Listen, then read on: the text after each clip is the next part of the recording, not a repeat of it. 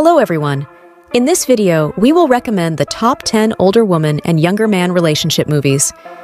If you enjoy this compilation of movies, don't forget to like and subscribe. Stay tuned until the end of the video and share your favorite film with us in the comments. Number 10. Mother Mara. Koliko ti uopšte imaš godina? 28. A vi? A mother's world is shattered when her only son, Nemanja, dies suddenly. The tragedy leaves Mara paralyzed by a void her professional success can't fill and her isolated social circle can't understand. As she navigates the suffocating silence of her grief, Mara finds herself drawn into an unexpected connection with Milan, a man much younger than her and a former friend of her son's. What begins as a search for answers about her son's final days develops into an intense and unconventional relationship. Through Milan, Mara is forced to confront the pent-up emotions she has hidden her entire life. Her journey to break free, shattering the rigid facade of a grieving mother to find a path to liberation. Number 9. Love Film. Und dann stellt sie mir diese Frage. Ist eigentlich Kinder? A boyish man who has mastered the art of doing nothing. Lenz is your typical neighborhood nomad, effortlessly charming, highly imaginative, and biologically allergic to making any concrete decisions. His life revolves around late-night parties, dry humor, and endless kitchen table philosophizing with his best friend, Ken. Everything changes when he meets Ira. Their connection is instantaneous, leading to a summer of bliss, sunshine, romance, and carefree spontaneity. However, the honeymoon phase is interrupted when Ira, nearing 40 and listening to her biological clock, expresses a clear desire to have a baby. Terrified by the burden of responsibility and the end of his eternal adolescence, Lenz does what he knows best. He runs away. Number 8. The Winter House. Did I say that? What else do writers get away for? To avoid writing. Eileen, a woman paralyzed by a profound and recent loss, seeks solace in the harshest of environments. She rents a secluded lakeside house in a remote corner of New Hampshire during the dead season, a time when the world freezes and human contact is scarce. Her goal is simple, to lose herself in her grief and perhaps find a way to end it. But her solitude is abruptly shattered by the arrival of Jesse, a charismatic but troubled young man who barges into the house, claiming he belongs there. Despite their differences in age and background, Eileen and Jesse find a common language in their devastation. In the cold of the northern climate, the characters must decide if they have the inner warmth to continue living. Number 7. Mariana's Room. Віриш? Що таке серденько? Ти віриш в славу? A Jewish boy whose world has been shattered by the approaching shadow of the Holocaust. In a desperate attempt to survive, Hugo's mother leaves him in the care of Mariana, his childhood friend, and a woman of complex and eccentric beauty who works as a night owl at a local nightclub. Confined to the narrow, dark closet of Mariana's room, Hugo becomes a hidden observer of a world he is too young to understand. While war rages outside, a strange and deeply emotional bond forms between the boy and his protector. Mariana, often weary of the harsh realities of her profession, finds purpose and humanity in protecting Hugo. For Hugo, the closet is both a prison and a refuge. Number 6. Chaperone.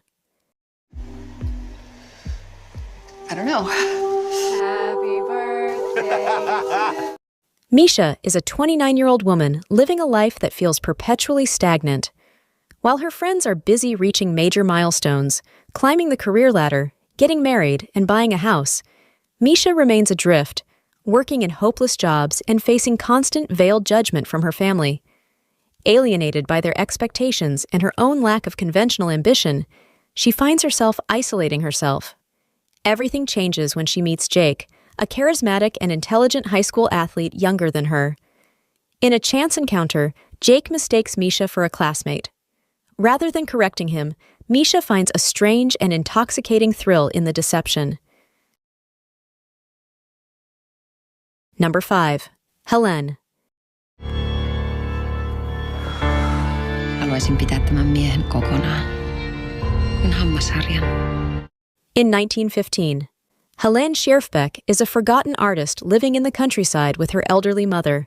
Years have passed since her last exhibition, and Helene has continued to paint only for her own passion.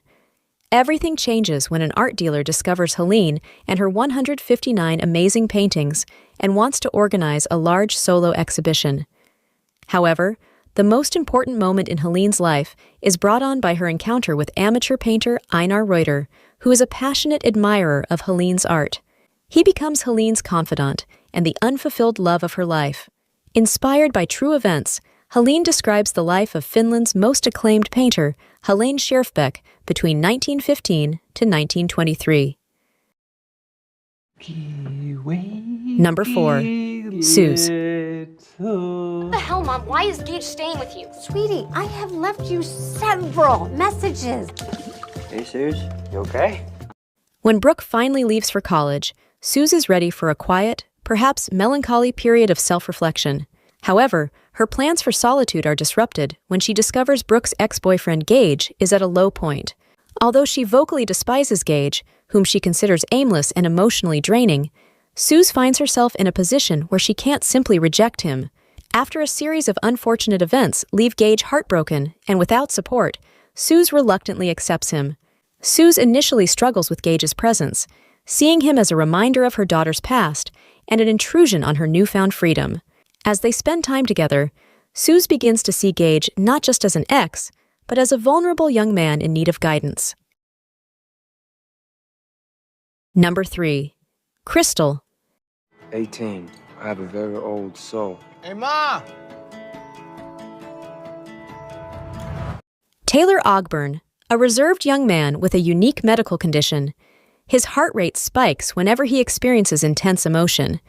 Because of this, Taylor lives life with extreme caution, never touching a drop of alcohol or taking any risks.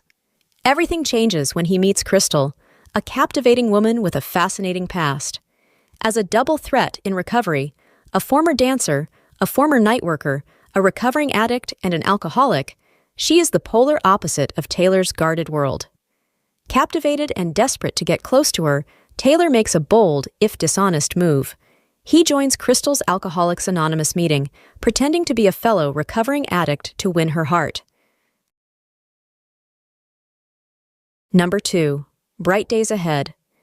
Des moments différents de nos vies. Je crois pas. Je n'étais pas prête. J'ai de la chance, hein, je tombais au bon moment. A sophisticated dentist recently retired finds herself adrift in the quiet and unsettling emptiness of her newfound freedom. To fill her free time, she joins a local senior club where she takes computer classes. Despite being in a stable and long-lasting marriage with her husband, Philippe, Caroline feels a dormant spark rekindled when she meets Julien, a charming and much younger instructor. The tension between them quickly blossoms into an emotionally charged romance. In a touching twist, Julien reveals that his attraction wasn't sudden. He used to frequent Caroline's dental office years earlier, not out of medical necessity, but simply to be near and admire her. This revelation adds a layer of nostalgic fate to their forbidden romance. Number 1. Miss Stevens. Can I come? I don't really have a lot of friends. I don't either. Struggling with a sense of stagnation and recent emotional trauma, she agrees to accompany 3 of her students, Billy, Margot, and Sam, on a weekend trip to a prestigious state drama competition. As they navigate the journey and the intensity of the competition, the traditional boundaries between teacher and student begin to blur.